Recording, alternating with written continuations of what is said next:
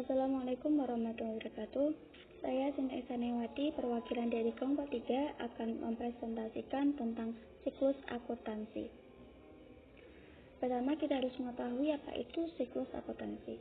Siklus akuntansi adalah sebuah gambaran yang menunjukkan tentang prosedur atas bagaimana pelaporan keuangan dilakukan dan dihasilkan. Pada umumnya, siklus akuntansi tersebut dikelompokkan ke dalam 3 tahap, yaitu tahap pertama adalah tahap pencatatan transaksi, yang kedua adalah tahap pengikhtisaran atau penyesuaian, dan tahap pelaporan.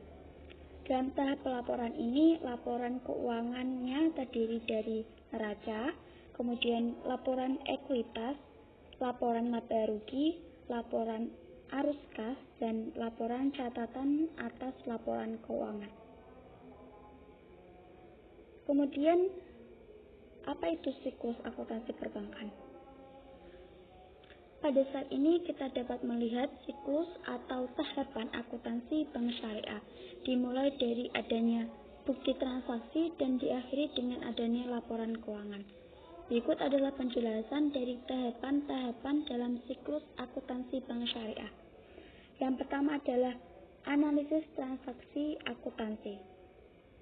Tahap pertama yang dilakukan dalam siklus akuntansi adalah analisis transaksi. Artinya adalah mencari informasi terkait apa saja jenis transaksi yang telah terjadi dalam satu periode. Bisa mencakup penjualan, pengembalian barang atau retur, pemesanan barang dari supplier untuk aktivitas bisnis, dan lain-lain. Dokumen harus dijadikan rujukan valid, tentu adanya faktur atau nota penjualan atau kwitansi dan sejenisnya. Intinya, yang menunjukkan adanya aktivitas transaksi disertai deskripsi produk dan nilai uangnya. Proses transaksi sendiri dibagi menjadi 2 tipe. Yang pertama adalah transaksi akuntansi dan yang kedua adalah transaksi non-akuntansi. Apa itu transaksi akuntansi dan apa itu transaksi non-akuntansi? Transaksi akuntansi ialah suatu proses transaksi bisnis yang dapat dinyatakan dengan satuan angka atau nilai uang. Sedangkan transaksi non-akuntansi tidak tercatat di siklus akuntansi. Contohnya adalah biaya yang keluar dalam proses pengangkatan pegawai baru atau penandatanganan kontrak jual beli dengan supplier untuk aktivitas usaha nantinya. Setelah adanya analisis transaksi, kemudian pembuatan jurnal atau pencatatan dalam jurnal. Setelah melakukan akuntansi, pencatatannya didasarkan pada dokumen resmi berupa faktur pembelian atau penjualan yang diterima sebagai tanda bukti yang sah. Masuk jurnal dalam istilah akuntansi merujuk ke sebuah buku catatan yang di dalamnya memuat transaksi. Jurnal dibagi menjadi 2. Yang pertama adalah jurnal umum, yang kedua adalah jurnal khusus. Jurnal umum adalah jurnal yang dipakai untuk pencatatan transaksi yang tidak rutin. Contohnya pembelian aset jangka panjang yang bersifat tetap, penerbitan saham, dan lain-lain. Kemudian jurnal khusus. Jurnal khusus adalah jurnal yang digunakan untuk pencatatan transaksi rutin. Contohnya adalah transaksi yang terjadi pada perusahaan dagang seperti penjualan atau kredit, pembelian atau debit, penerimaan dan pengeluaran kas. Jadi pada prakteknya, jurnal khusus ini bisa dibuat dengan membagi ke dalam 4 jurnal, yaitu jurnal pembelian, penjualan, jurnal penerimaan kas, dan terakhir adalah jurnal pengeluaran kas. Kemudian selanjutnya adalah pemindahan catatan atau posting ke buku besar.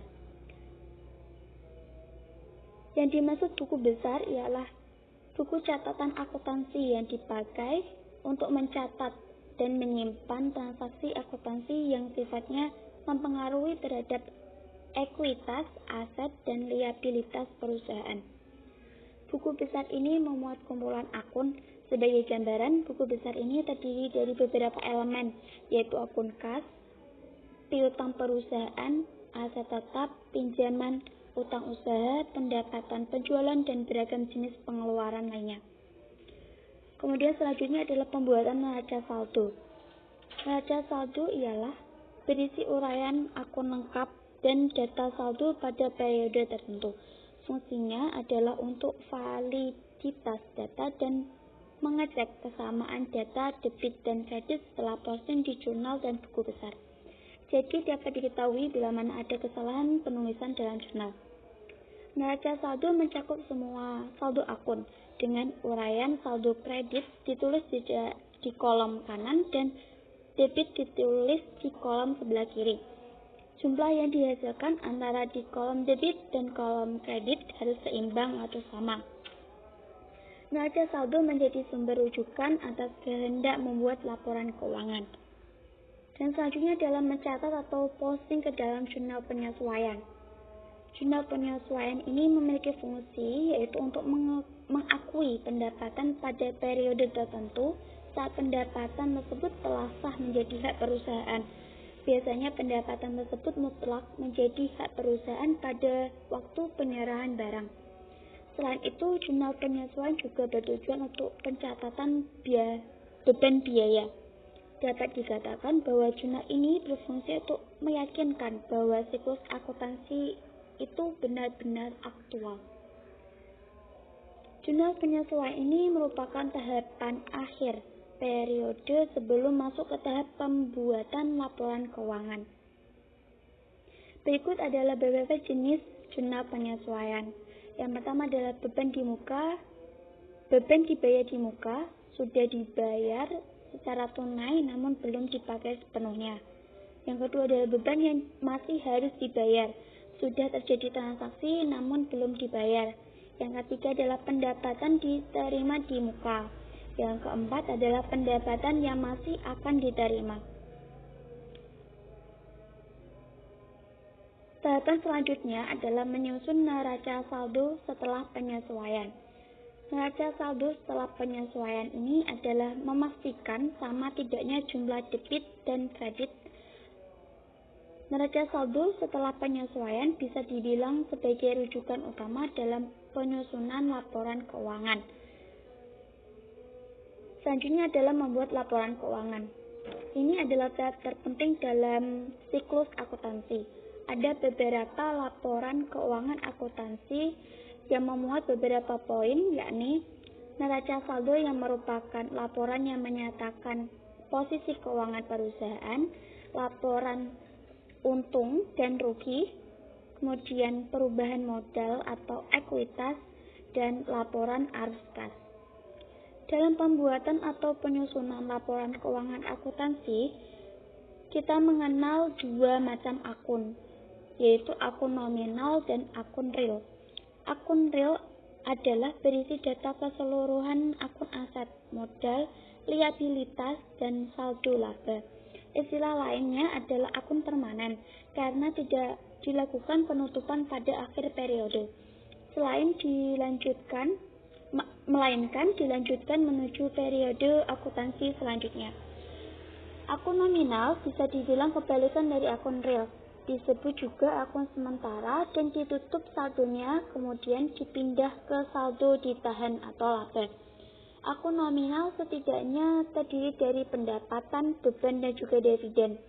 Pendapatan dan beban pengeluaran adalah elemen utama dalam laporan laba rugi.